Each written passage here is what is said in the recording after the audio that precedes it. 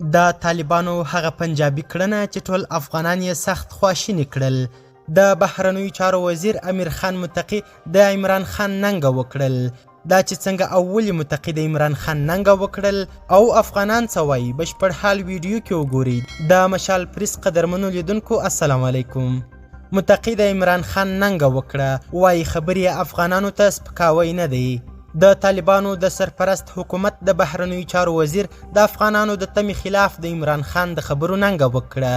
امیر خان متقي چې اسلام آباد کې د اسلامي همکاریو سازمان کې له ګډون کولو وروسته نن بیرته کابل ته راستون سو، سملاسي د افغان ولس هیلې په اوبو لاهو کړې. نوموړي خبریالانو ته د عمران خان د څرګندونو په غبرګون کې ویلي چې دا افغانانو ته کوم سپکاوی نه بلکې د هغه شخصي نظر دی.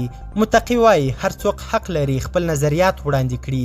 متقي داسې مهال دا څرګندونې کوي چې د پخواني ولسمشر ترڅنګ افغان سیاسون او ولس ته د عمران خان دا خبرې د افغانستان خاورې او ولس ته سپکاوی بولي.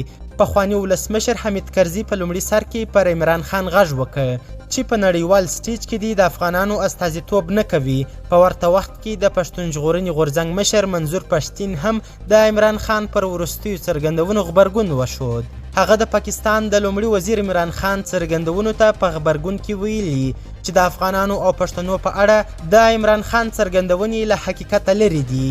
پښتين زیاته کړې چې افغانان اصل او غني کلتور لري او هغوی هیڅکله ښځې له خپلو حقه حقوقو څخه نه دي بې برخې کړي. منظور پښتين په ټینګار سره ویلي چې عمران خان باید په خپله دروغجنه خوله د افغانانو اصل فرهنګ بدرنګه نه کړي او پر بې ځایه قضاوتونو دي د خلکو له احساساتو سره لوبې نه کوي. منظور پښتين څرګنده کړې ده چې د افغانانو تاریخ د ښځو له اتلولیو ډک دی. تازه د سقوط سوي حکومت د ولسمشر لومړي مرستیال امرالله صالح هم په خپل فیسبوک پاڼه لیکلي چې د افغاني ټولنې بې تعلیمه پاتې کېدل د پاکستان ستراتیژیک پلان دی.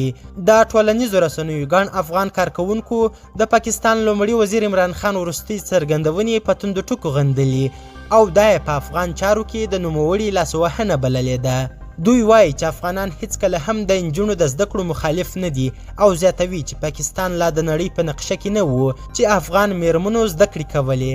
د یادونې وړ ده چې عمران خان په افغانستان کې میرمنې زده کړو او کار ته نه پرېښودل یوه کلتوري مسئله بللې ده او همدا خبره ده چې افغان ولس یې سخت په غوسه کړی دی.